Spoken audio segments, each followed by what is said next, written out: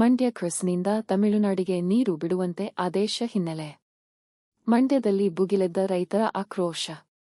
ಮಂಡ್ಯದಲ್ಲಿ ರೈತ ಸಂಘಟನೆ ಸೇರಿದಂತೆ ವಿವಿಧ ಸಂಘಟನೆಗಳಿಂದ ಪ್ರತಿಭಟನೆ. ಮಂಡ್ಯದ ಸಂಜೆ ವೃತ್ತದಲ್ಲಿ ಪ್ರತಿಭಟನೆ. ಹಳೆ ಮೈಸೂರು ಬೆಂಗಳೂರು ಹೆದ್ದಾರಿ ತಡೆದು ಪ್ರತಿಭಟನೆ. ಅರೆಬೆತ್ತಲೆ ಪ್ರತಿಭಟನೆ ನಡೆಸಿದ ಹೋರಾಟಗಾರರು. ಯಾವುದೇ ಕಾರಣಕ್ಕೂ ತಮಿಳುನಾಡಿಗೆ ನೀರು ಬಿಡಬಾರದು ಎಂದು ಹೋರಾಟ. ಸದ್ಯ ಅಣೆಕಟ್ಟೆಯಲ್ಲಿ ಕೇವಲ 92 ಅಡಿ ಮಾತ್ರ ನೀರಿದೆ. ತಮಿಳುನಾಡಿಗೆ 15 ದಿನಗಳ ಕಾಲ 3.500 ಟಿಎಂಸಿ ನೀರು ಹರಿಸಿದರೆ ಅಣೆಕಟ್ಟೆ ಬರಿದಾಗುತ್ತದೆ. ಕುಡಿಯುವ ನೀರಿಗೂ ಬರಬರುತ್ತದೆ.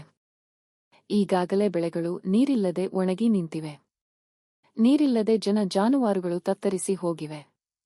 ಬರದ ಛಾಯೆ ಆವರಿಸಿದೆ.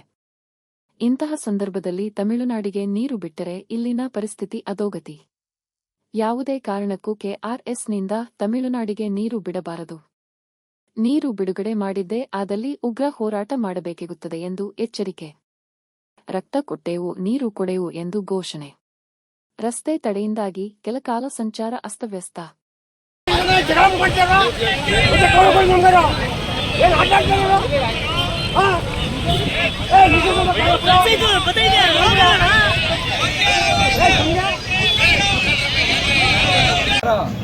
ರೈತರಿಗೆ ಮರಣ ಶಾಸನ ಬರೀತಾ ಇದೆ.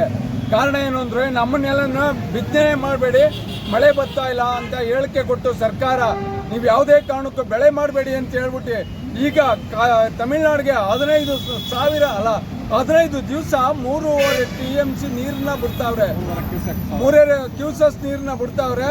ಅಲ್ಲಿರುವಂತ ನೀರಿನ ಸಾಮರ್ಥ್ಯ ಕಡಿಮೆ ಇದ್ರು ನಮ್ಮ ಬೆಳೆ ವಿಚಾರವಾಗಿ ಮರ್ತೇ ಬಿಟ್ಟವ್ರೆ. ನಮ್ಮನ್ನ ಮಂಡ್ಯ ಜನತೆಗೆ ಮರಣ ಶಾಸನ ಇದು ನಿಜವಾಗ್ಲೂ ಇವತ್ತು ಮಾಡ್ತಾ ಇರುವಂತ ವಿಚಾರ. ಈ ಸರ್ಕಾರದ ಮುಖ್ಯಮಂತ್ರಿಗಳು ಎಚ್ಚೆತ್ತು ಮಂಡ್ಯ ಜನರ ವಿರೋಧ ಕಟ್ಕೋಬಾರದು ಅಂತ ಈ ಮೂಲಕ ಅವ್ರಿಗೆ ಕಳಕಳಿಯಿಂದ ಮನವಿ ಮಾಡಿ ಹೇಳ್ತಾವೆ.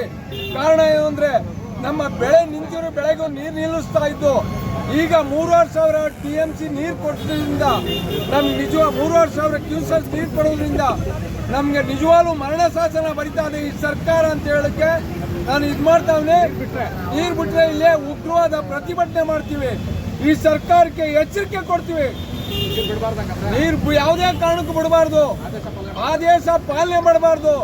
ಏನು ಕಮಿಟಿ ಇದೆ ಕರ್ನಾಟಕದ ಬಗ್ಗೆ ಕಿಂಚಿತ್ತಾರು ಗಮನ ಕೊಟ್ಟು ಕರ್ನಾಟಕದ ಬಗ್ಗೆ ಇವರು ಕುಡಿ ನೀರಿಗೆ ಅಂತ ಹೇಳ್ತಾವ್ರೆ. ಕುಡಿ ನೀರಿಗೆ ತಾನೇ ಎಲ್ಲಿ ಉಳ್ಕೊಳ್ಳೋ ಸ್ವಾಮಿ? ಹಿಂಗಾದ್ರೆ ನಿಜವಾಗ್ಲೂ ಕುಡಿ ನೀರು ಉಳ್ಕೊಳ್ಳೋದಿಲ್ಲ. ನಮ್ಮ ಬೆಳೆ ವಿಚಾರವಂತೂ ಮರ್ತೇ ಬಿಡೋದು ಈ ಸರ್ಕಾರ.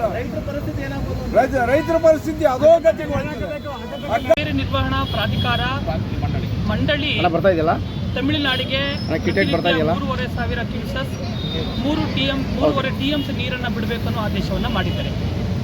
ಈ ಪ್ರಾಧಿಕಾರದಲ್ಲಿರೋರು ನಿಜವಾದ ಮನುಷ್ಯ ಅಲ್ಲ, ಮಾನವೀಯ ಮೌಲ್ಯಗಳೇ ಅವ್ರಿಗಿಲ್ಲ. ಕೇಂದ್ರ ಸರ್ಕಾರ ಮತ್ತೊಮ್ಮೆ ಮಾನವೀಯ ಮೌಲ್ಯ ಇಲ್ಲ ಅನ್ನುವಂಥದ್ದನ್ನ ಸಾಬೀತುಪಡಿಸಿದ್ದಾರೆ. ಯಾಕೆ ಅಂತ ಹೇಳಿದ್ರೆ ಕರ್ನಾಟಕದಿಂದ ಆಯ್ಕೆಯಾಗಿರುವಂತ ಅಲ್ಲಿಗೆ ಹೋಗುವ ಮಂಡಳಿಗೆ ಹೋಗುವ ಸಭೆಗೆ ಹೋಗುವಂತ ಅಧಿಕಾರಿಗಳು ಏನ್ರಿ ಮಾಡ್ತಾವ್ರೆ? ಕಾವೇರಿ ಸಮಸ್ಯೆ ಬೀದಿ ಜೀವವನ್ನು ಹಿಡಿದು ಹೋರಾಟ ಮಾಡೋ ಪರಿಸ್ಥಿತಿ ಬಂದಿದೆ. ಇವತ್ತು ನಮ್ಗೆ ಇರುದು 92 ಅಡಿ ನೀರು ವರುಣನ ಕೃಪೆಗಾಗಿ ಎಲ್ಲ ಕಡೆ ಪೂಜೆ ಮಾಡ್ತಾ ಇದ್ದೀವಿ. ನೀರೇ ಇಲ್ಲದ ಸಂದರ್ಭದಲ್ಲಿ ಪ್ರಾಣವನ್ನು ಉಳಿವಿಗಾಗಿ ಹೋರಾಟ ನಡೆಯುವ ಈ ಸಂದರ್ಭದಲ್ಲಿ ಪ್ರಾಣಕ್ಕಾಗಿ ಬೇಡ್ಕುವ ಸಂದರ್ಭದಲ್ಲಿ ತಮಿಳುನಾಡು ನೀರು ಬಿಡಬೇಕು ಅನ್ನೋ ಮತ್ತೆ ಆದೇಶ ಮಾಡೋದು ಯಾವ್ದ್ರ ಮಟ್ಟಕ್ಕೆ ಸರಿ? ಈ ಕರ್ನಾಟಕದ ಜನರು, ಅದು ಕಾವೇರಿ ಕೊಡದ ಜನರ ಪ್ರಾಣವನ್ನು ತೆಗೆದುಕೊಂಡು ಹೋಗಿ ನೀವು ನೀರು ತಗೊಂಡು ಹೋಗ್ಬೇಕು. ಮುಖ್ಯಮಂತ್ರಿಗಳೇ, ಈ ಸಂದರ್ಭಕ್ಕೆ ಬಂಗಾರಪ್ಪನವ್ರು ನೆನಪಾಗ್ತಾರೆ. ಬಂಗಾರಪ್ಪನವ್ರ ರೆಡಿಯನ್ನು ನೀವು ಪಾಲಿಸಬೇಕಾಗಿದೆ. ತಾವು ಬಂಗಾರಪ್ಪನಿಂದ ಬಂದಂತ ರಾಜಕಾರಣಿಯಾಗಿದ್ದೀರಿ. ದಯಮಾಡಿ ಈ ಒಂದು ನಿರ್ಣಯವನ್ನ ನೀವು ತೆಗೆದುಕೊಳ್ಬೇಕು ಅನ್ನೋ ಆದೇಶವನ್ನ ಈ ಸಂದರ್ಭದಲ್ಲಿ ಮಾಡ್ತೇವೆ. ಯಾವುದೇ ಕಾರಣಕ್ಕೂ ಈ ಆಡಳಿತ ಕಾವೇರಿ ನಿರ್ವಹಣಾ ಮಂಡಳಿ ಮಾಡಿರುವ ಆದೇಶವನ್ನು ಧಿಕ್ಕರಿಸಿ ಕಾವೇರಿ ನಿರ್ವಹಣಾ ಪ್ರಾಧಿಕಾರಕ್ಕೆ ಅಪೀಲ್ ತರಿಸುವಂತ ಕೆಲಸವನ್ನು ಮುಖ್ಯಮಂತ್ರಿಗಳು ಮಾಡಬೇಕು, ನೀರಾವರಿ ಸಚಿವರು ಮಾಡಬೇಕು ಅನ್ನೋ ಆಗ್ರಹವನ್ನ ಮಾಡ್ತಾ ಇದ್ದೇವೆ. ಯಾವುದೇ ಕಾರಣಕ್ಕೂ ಮಂಡ್ಯ ಜಿಲ್ಲೆ ರೈತರಿಗೆ ಅನ್ಯಾಯ ಮಾಡಿ, ಕಾವೇರಿ ಕೊಡದ ಜನರಿಗೆ ಅನ್ಯಾಯ ಮಾಡಿ ನೀರನ್ನು ಬಿಡಬೇಡಿ ಅನ್ನೋ ಆಗ್ರಹವನ್ನ ಮಾಡ್ತೇವೆ. ಮುಖ್ಯಮಂತ್ರಿಗಳೇ, ನೀವೇನಾದ್ರು ನೀರು ಬಿಟ್ರೆ ವಚನ ಭ್ರಷ್ಟರಾಗ್ತೀರಿ, ರೈತರ ವಿರೋಧಿ ಆಗ್ತೀರಿ, ಕಾರ್ಮಿಕರ ವಿರೋಧಿ ಆಗ್ತೀರಿ, ಬೆಂಗಳೂರಿಗೂ ನೀರು ಕುಡಿಯಕ್ಕೆ ಸಾಧ್ಯವಿಲ್ಲದಂಗೆ ಆಗ್ತದೆ. ಹಾಗಾಗಿ ಮುಖ್ಯಮಂತ್ರಿಗಳು ದಿಟ್ಟ ನಿರ್ಧಾರವನ್ನ ತೆಗೆದುಕೊಳ್ಬೇಕು ಅನ್ನೋ ಆಗ್ರಹವನ್ನ ಈ ಸಂದರ್ಭದಲ್ಲಿ ಮಾಡ್ತಾ ಇದ್ದೇವೆ.